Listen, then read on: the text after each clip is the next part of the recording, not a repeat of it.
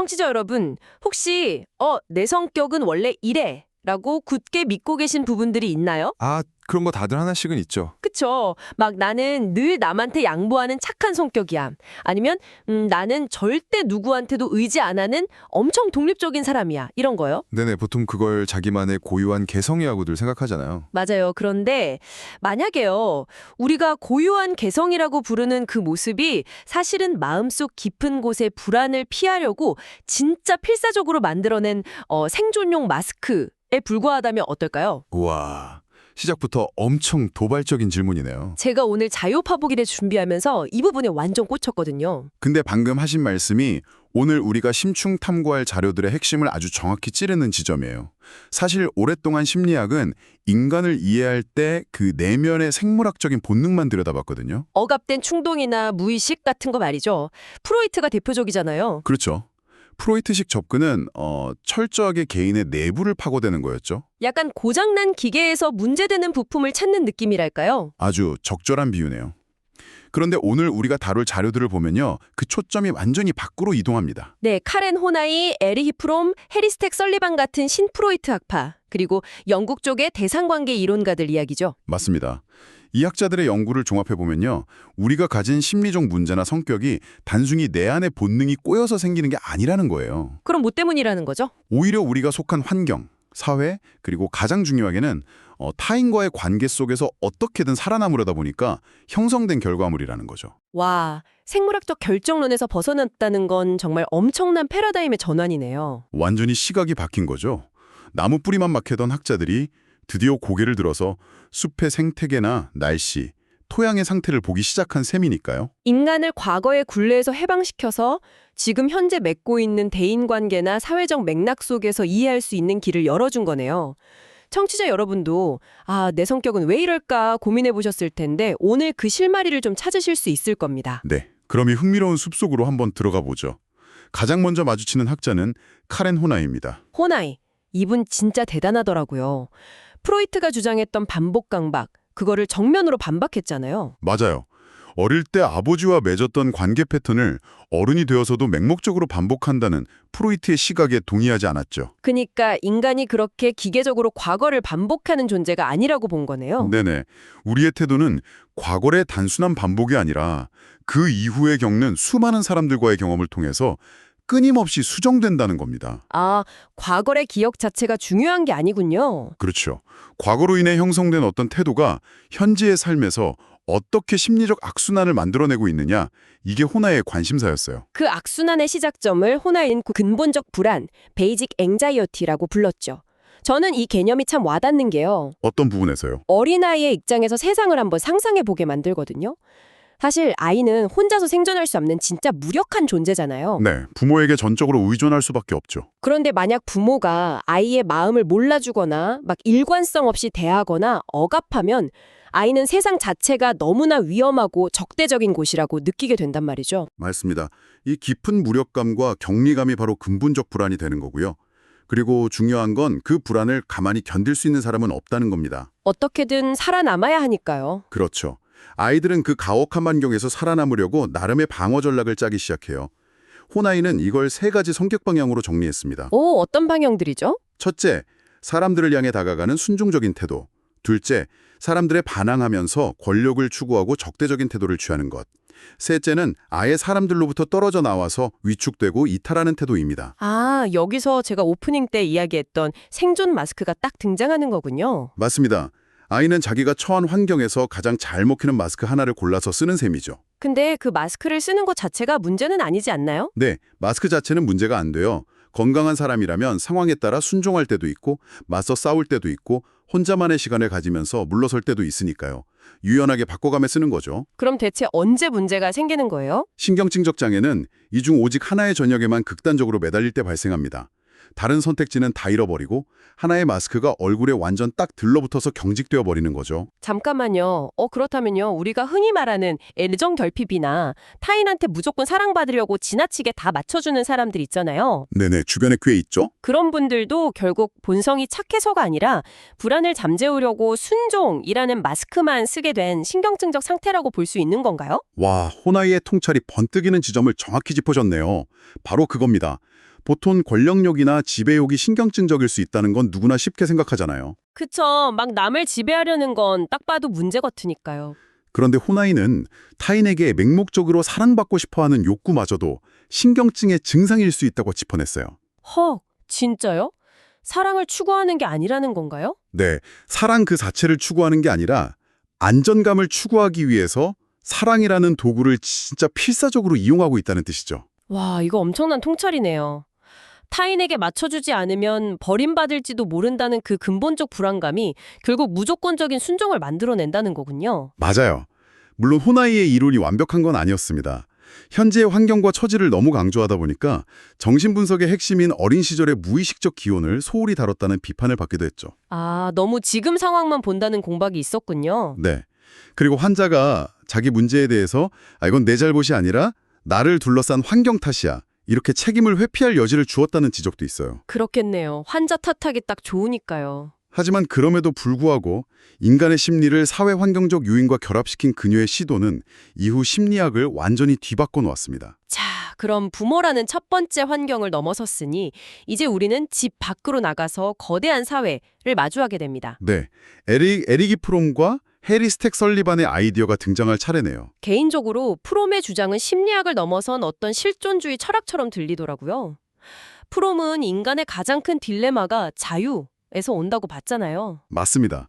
동물의 왕국을 벗어나서 이성을 갖게 되면서 자연으로부터 격리되었고 그로 인해서 필연적으로 외로움을 느낄 수밖에 없다는 거죠. 자유로워질수록 오히려 고독해진다. 뭔가 역설적이네요. 프롬이 말하는 자유의 역설을 이해하려면 중세시대에서 근대로 넘어오는 과정을 떠올려 보면 쉽습니다. 중세에는 신분이 태어날 때부터 정해져 있었잖아요. 농노의 아들은 농노, 귀족의 아들은 귀족, 이렇게요. 그렇죠. 자유는 없었지만 내가 무엇을 해야 하고 이 세상에서 어떤 위치에 있는지에 대한 확고한 소속감과 안전감이 있었어요.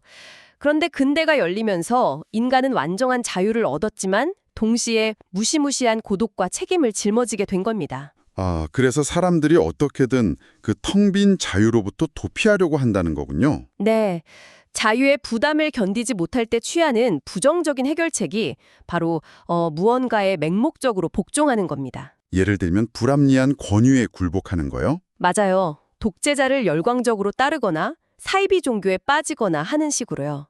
나비가 다시 고치 속으로 들어가려는 것과 같죠. 반대로 긍정적인 해결책은 사랑이나 협동을 통해 타인과 연대하는 거고요. 그래서 프롬이 인간의 5가지 요구를 제시했잖아요. 타인과 연결되려는 관계, 창조자가 되려는 초월, 소속되려는 뿌리박음, 나 자신을 인식하는 동일성, 세상을 이해하려는 자각의 요구까지. 와, 정확히 짚으셨네요. 이걸 어떻게 충족하느냐에 따라 인간의 사회적 인격형이 수용적, 착취형, 축적형, 시장형, 그리고 생산적 성격으로 나뉜다고 봤죠. 전 여기서 시장형 성격이라는 개념이 현대 사회를 아주 날카롭게 찌른다고 느꼈어요. 그렇죠. 자본주의 사회에서 사람들은 자기 자신마저 시장에 내다팔 상품처럼 포장하잖아요. 타인의 평가에 의해서 내 가치가 결정된다고 믿는 겁니다. 완전 공감돼요. SNS에서 좋아요 몇 개 받느냐로 내 가치를 매기는 거랑 똑같잖아요. 네, 그래서 프롬의 궁극적인 치료 목표는 이런 얄팍한 사회적 적응을 넘어서서 환자가 자신의 고유한 가치를 깨닫고 본연의 진정한 자아에 대한 존경심을 갖도록 돕는 것이었습니다. 그런데요, 프롬이 이렇게 진정한 자아를 굳게 믿었던 반면에 해리 스택 설리반의 주장을 보면 머리가 좀 복잡해집니다. 설리반이 좀 급진적이긴 하죠. 설리반은 아예 인간 고유의 개성이라는 건 존재하지도 않고 관찰할 수도 없다고 딱 잘라 말했잖아요. 정신의 악을 사회과학으로 만들어버리면서요. 네, 그는 개인의 마음속 깊은 곳에 숨겨진 보석 같은 자아는 허상이라고 봤어요. 우리가 관찰할 수 있는 건 오직 타인과 주고받는 대인관계의 과정뿐이라는 거죠. 그럼 설리반 관점에서 나라는 존재는 도대체 뭔가요? 설리반은 자아를 반영된 평가의 집합체라고 불렀습니다. 반영된 평가요? 쉽게 말해 우리는 타인의 시선이라는 거울을 통해서만 나를 볼 수 있다는 겁니다.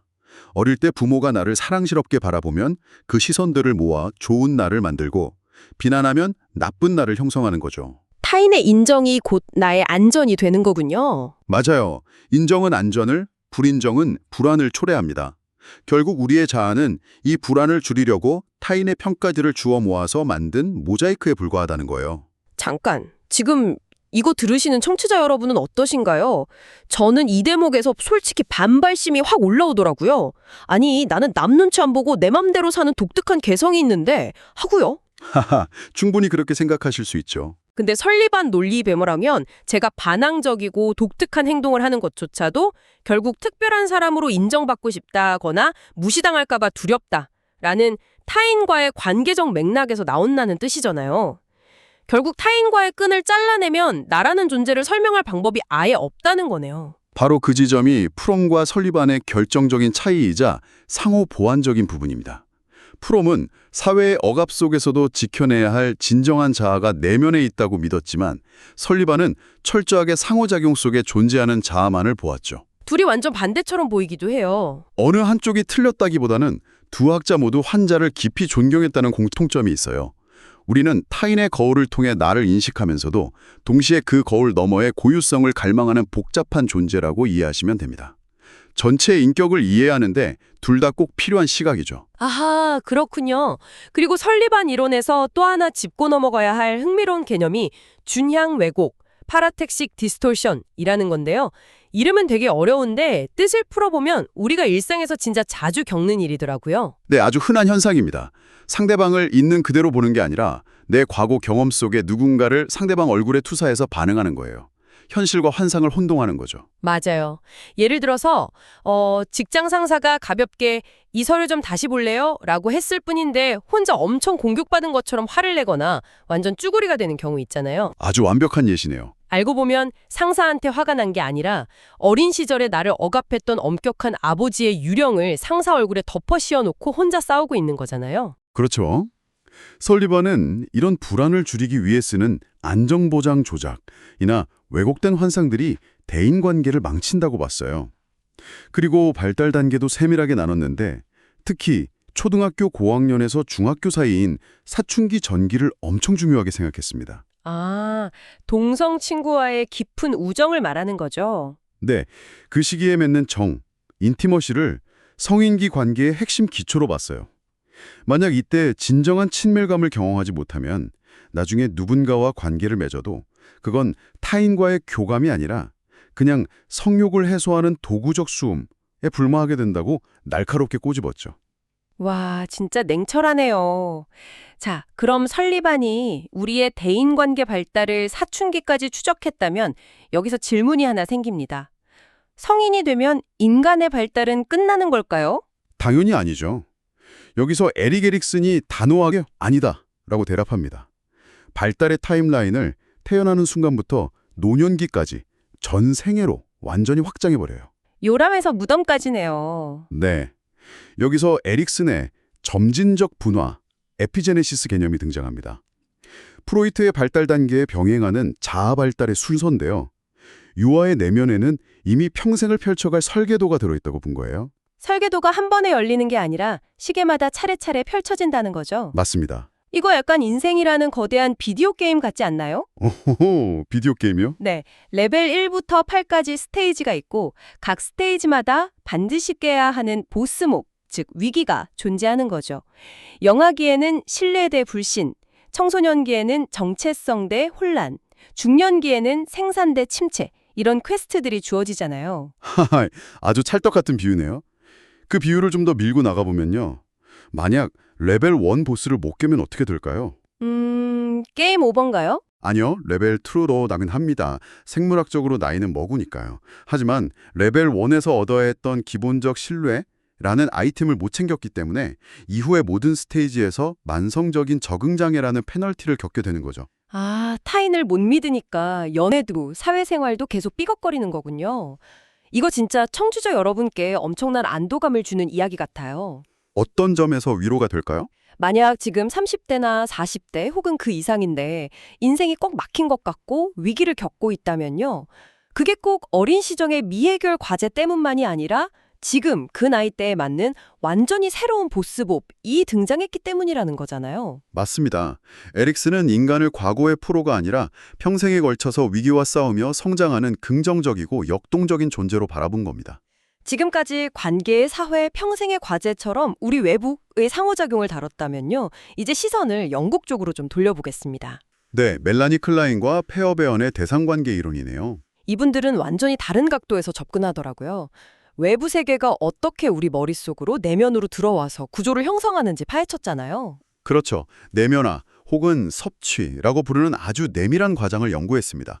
클라인은 특히 아주 어린 아기들의 공격성과 가학징을 파고들었어요. 아기들 마음속이 진짜 무섭더라고요. 네, 아기들은 세상을 온전하게 하나로 인식하지 못해요.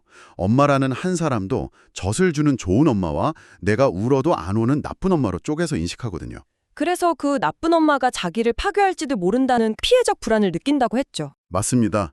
그러다 나중에 엄마가 좋은 면과 나쁜 면을 다 가진 한 사람이라는 걸 깨달으면 이번엔 내가 좋은 엄마를 공격해서 망쳐버렸을지도 모른다는 우울적 불안에 빠지게 되고요. 와, 클라인 이론도 흥미로운데 저는 진짜 페어베언에서 완전 유레카를 외쳤습니다. 페어데언이 프로이트 학설을 가장 급진적으로 수정하긴 했죠. 프로이트는 우리가 그냥 쾌락 게이지를 낮추고 싶어하는 이기적인 존재라고 했잖아요. 본능적인 요구, 즉 리비도가 단순히 쾌락이나 긴장이완을 추구한다고요. 그렇죠. 하지만 페어베언의 폭로는 완전히 달랐습니다. 리비도가 근본적으로 추구하는 건 쾌락이 아니라 만족을 주는 대상과의 좋은 관계, 즉 연결이라는 거예요. 저는 이 부분이 진짜 소름 돋았어요. 결국 우리가 화를 내고 막 공격성을 띠고 아픈 이유가 본능을 참아서가 아니라는 거잖아요. 네, 아닙니다. 누군가와 진정으로 연결되고 싶은 그 간절한 요구가 좌절되었기 때문에 공격성이 발생하는 거네요. 2차적 현상으로요. 완벽하게 이해하셨네요. 요구가 좌절되면 아이는 그 견딜 수 없는 고통을 처리하려고 그 나쁜 부모, 즉 나쁜 대상을 자기 내면으로 삼켜버립니다. 나쁜 부모를 밖에 두면 자기가 버림받으니까 차라리 통제하려고 내면화하는 거죠. 세상이 나쁜 것보다 내가 나쁜 아이라서 벌 받는 거라고 믿는 게 덜 불안하니까요. 맞습니다. 그런데 나쁜 대상을 마음속에 품으면 자아가 온전할 수 없잖아요. 그래서 기능적 자아의 분열이 일어납니다. 리비도적 자아, 반리비도적 자아, 중심적 자아로 쪼개지는 거죠. 페어베어는 이게 정신병리의 진짜 원인이라고 봤어요. 결국 설리반의 대인관계학설이랑 페어베언의 대상관계학설이 엄청 흡사하네요. 인간을 고립된 기계가 아니라 타인과의 관계도로 바라보게 된 종착지인 것 같아요. 네, 각기 다른 대륙에서 출발했지만 결국 인간은 끝없이 누군가와의 연결을 갈구하는 존재라는 하나의 진실에 도달한 셈이죠. 오늘 자료 파보기 정말 밀도가 높았는데요. 청취자 여러분, 오늘 우리는 맹목적인 본능에 휘둘리는 존재가 아니라는 걸 배웠습니다.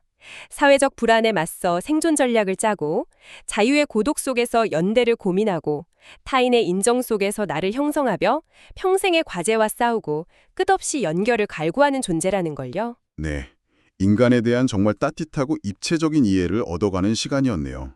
오늘 탐구를 마치면서 청취자 여러분께 마지막으로 도발적인 질문 하나를 던지고 싶습니다. 어떤 질문이죠? 설리반의 말처럼 우리의 자아가 사회가 던져준 거울 조각들을 이어붙인 거고 호나의 말처럼 불안을 덮기 위해 쓴 마스크라면 과연 타인의 시선과 기대를 다 벗어던졌을 때 남는 프롬이 말한 진정한 자기 본연의 모습이라는 게 애초에 존재하는 걸까요? 아니면 우리가 평생 발명해 나가야 하는 걸까요? 진짜 생각할 거리를 많이 던져주시네요. 오늘 하루 나를 비추는 거울 너머에 진짜 내 얼굴에 대해 한번 깊이 생각해 보시길 바랍니다.